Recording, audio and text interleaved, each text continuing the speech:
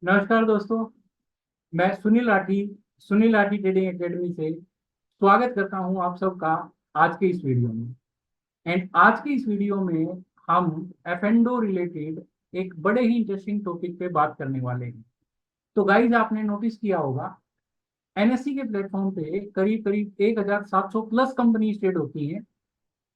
इसके विपरीत अगर देखें तो एफ&ओ सेगमेंट में केवल 185 कंपनी ही ट्रेड होती हैं। तो गाइज, एफ&ओ ट्रेडिंग के लिए केवल उन्हीं कंपनीज को कंसीडर किया जाता है जो कंपनीज सेबी के द्वारा डिफाइन किए गए एक क्राइटेरिया को मीट करती हैं। तो अभी रिसेंटली सेबी ने उसी क्राइटेरिया में कुछ चेंजेस को प्रपोज किया है। एंड अगर उन चेंजेस को इम्प्लीमेंट कर दिया गया तो आने वाले दिनों में बहुत सारी कंपनीज ऐसी हैं जो एफ&ओ सेगमेंट से बाहर हो जाएंगी एंड कुछ नई कंपनीज एफ&ओ सेगमेंट में शामिल हो जाएंगी। तो आज की इस वीडियो में हम सेबी द्वारा defined F&O eligibility entry exit criteria को ही कवर करने वाले हैं। तो इस वीडियो में मैं आपको बताऊंगा कि वो एग्जिस्टिंग क्राइटेरिया क्या है जिसको जिसके ऊपर बेस्ड कंपनी को एफ&ओ ट्रेडिंग के लिए कंसीडर किया जाता है एंड क्या क्या चेंजेस सेबी ने उसमें प्रपोज किए हैं अभी, एंड उसके पीछे सेबी ने रीजंस क्या क्या दिए। तो पहला क्राइटेरिया है average daily market cap and average daily turnover in previous 6 months. तो इसमें केवल उन्हीं कंपनीज को एफ&ओ सेगमेंट की ट्रेडिंग के लिए कंसीडर किया जाएगा जो average daily turnover and average daily market cap criteria को मीट करती है। तो एग्जिस्टिंग क्राइटेरिया कंपनीज के लिए रखा गया है कि एफ&ओ सेगमेंट में ट्रेडिंग के लिए केवल उन्हीं कंपनीज को कंसीडर किया जाएगा जो एनएससी की टॉप 500 कंपनीज में से आती हैं, जिनका मार्केट कैप या फिर एवरेज टर्नओवर टॉप 500 कंपनीज में आता है। तो इसमें देखा जाए तो सेबी ने कोई भी चेंज नहीं किया है। सेम क्राइटेरिया अभी भी कंसीडर किया जाएगा एफ&ओ सेगमेंट के लिए कंपनीज को चूज करने के लिए। अगला जो पॉइंट है इसी में या फिर अगला क्राइटेरिया है वो है स्टॉक की लिक्विडिटी बेस्ड, कि बेसिकली एफ&ओ सेगमेंट में केवल उन्हीं स्टॉक्स को ट्रेडिंग के लिए कंसीडर किया जाता है जो स्टॉक्स हाई लिक्विडिटी कैरी करते हैं। तो अगर मैं बात करूं एग्जिस्टिंग क्राइटेरिया की तो इसमें लिखा गया है 25 लाख। तो पहले यहाँ पे हम बात कर लेते हैं ये लिक्विडिटी मेजर करने का क्राइटेरिया क्या है। इसको शॉर्ट फॉर्म में MQSOS बोला जाता है एंड लॉन्ग फॉर्म में इसको बोला जाता है median quarter sigma order size. तो ये बेसिकली एक स्टॉक की लिक्विडिटी मेजर करने का एक तरीका है।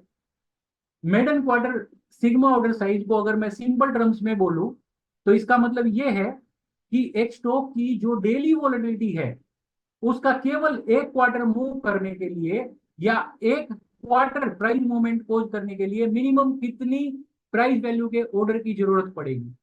तो एग्जिस्टिंग क्राइटेरिया ये 25 लैक्स का है एंड इसके लिए सेबी ने प्रपोजल रखा है 75 लाख से 1 करोड़ का।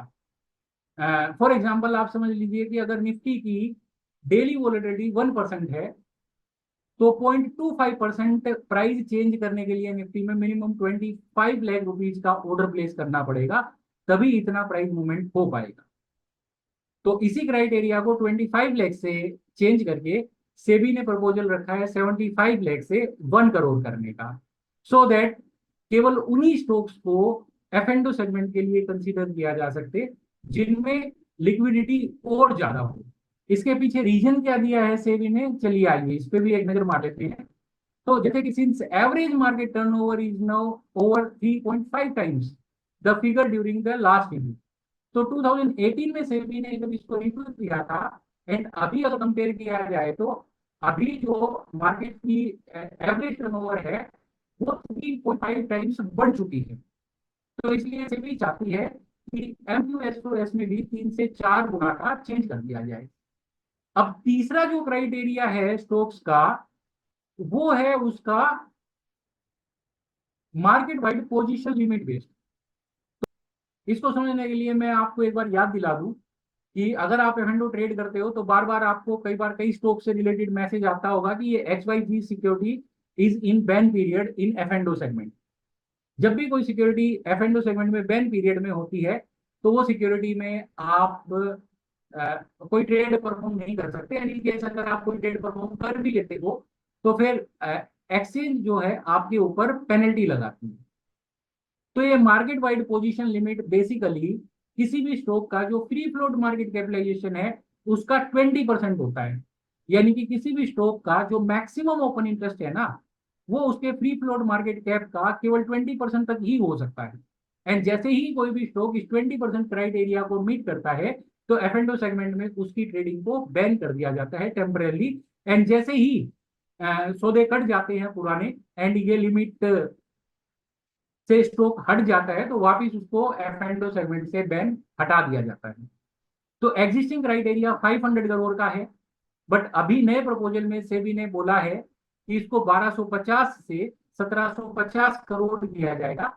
एंड इसका रीजन भी सिंपल दिया सेबी ने, क्योंकि पिछले कुछ सालों में आपने देखा होगा कि एक ड्रामेटिक ग्रोथ देखने को मिला है इंडियन स्टॉक मार्केट में।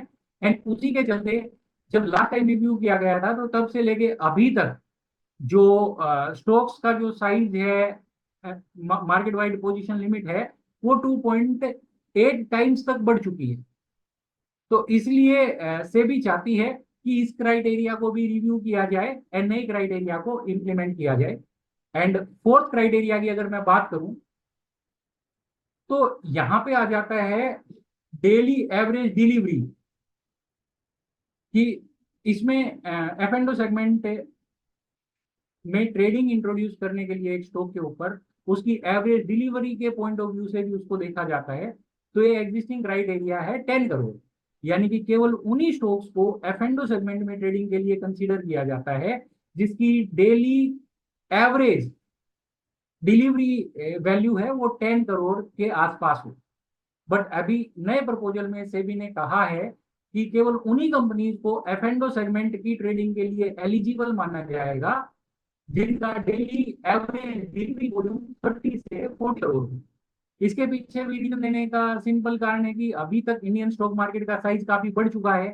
Average daily delivery value has increase by over 3 times.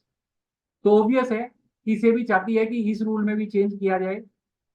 And जो फिफ्थ क्राइटेरिया है वो है, एक कॉन्सेप्ट होता है जिसको बोला जाता है प्रोडक्ट सक्सेस फ्रेमवर्क।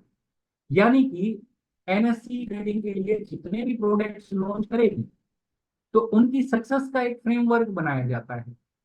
तो केवल उन्हीं स्टॉक्स के डेरिवेटिव ट्रेडिंग को कंटिन्यू किया जाएगा जो प्रोडक्ट सक्सेस फ्रेमवर्क के साथ कंप्लाई करते हैं। तो एग्जिस्टिंग क्राइटेरिया की अगर मैं बात करूं तो स्टॉक्स में ये क्राइटेरिया एलिजिबल नहीं था, एप्लीकेबल नहीं था, केवल इंडेक्स ट्रेडिंग में ये एप्लीकेबल था। बट अभी सेबी ने प्रपोज किया है कि इस सेम कंसेप्ट को स्टॉक्स में भी अप्लाई कर दिया जाए। तो अब हम देख लेते हैं कि प्रोडक्ट सक्सेस फ्रेमवर्क है क्या। तो अगर इसका फर्स्ट पॉइंट की अगर मैं बात करूं तो फर्स्ट पॉइंट कहता है कि at least 15% of trading members active in all stock derivative और 200 मेंबर्स। पहला क्राइटेरिया तो ये है कि जितने भी डेरिवेटिव कॉन्ट्रैक्ट लॉन्च किए जाएंगे एक स्टॉक के, चाहे वो फिर ऑप्शन कॉन्ट्रैक्ट हो या फिर फ्यूचर कॉन्ट्रैक्ट, तो उनका कहना यह है कि at least 15% of trading members active. यानी कि जो टोटल स्टॉक ब्रोकर हैं उनमें से या तो 15% जो स्टॉक ब्रोकर्स हैं वो एक्टिवली ट्रेड करें इन ऑल स्टॉक डेरिवेटिव और 200 मेंबर, या फिर कम से कम 200 मेंबर, इन दोनों में से जो भी मिनिमम क्राइटेरिया है वो एप्लीकेबल होगा। फिर नेक्स्ट है trading on minimum 75% of trading days. तो दूसरा क्राइटेरिया ये है कि कोई भी स्टॉक जो एफ एंड ओ में ट्रेड करता है वो पिछले 6 महीने में कम से कम भी, मतलब कोई भी स्टॉक जिसका F and O contract launch कर दिया गया है वो कॉन्ट्रैक्ट पिछले 6 महीनों में कम से कम भी 75% ऑफ द टाइम ट्रेड हुआ हो। यानी कि अगर उसके F and O contract 75% of the time trade नहीं होते हैं पिछले 6 महीने में, तो भी उस particular F and O contract को इलिक्विड मानते हुए एंड उसको फिर डिसकंटिन्यू कर दिया जाएगा। एंड अगला रीजन है average daily turnover. Premium basically हम इसमें कंसीडर करेंगे वुड बी मिनिमम ₹150 करोड़। मतलब उसके जो ऑप्शन कॉन्ट्रैक्ट है इंडिविजुअल स्टॉक्स की यहाँ पे बात चल रही है, तो इंडिविजुअल स्टॉक्स के जो like premium based daily average turnover है ऑप्शन कॉन्ट्रैक्ट की, वो कम से कम भी 150 करोड़ होनी चाहिए। एंड नेक्स्ट पॉइंट है average daily open interest would be minimum between 500 crore to 1500 crore. तो ये सारे पॉइंट्स हैं। एंड अगर मैं बात करूं इसकी PSF प्रोडक्ट सक्सेस फ्रेमवर्क की, shall be applicable only for those stock derivatives which have completed at least 6 months from month of introduction।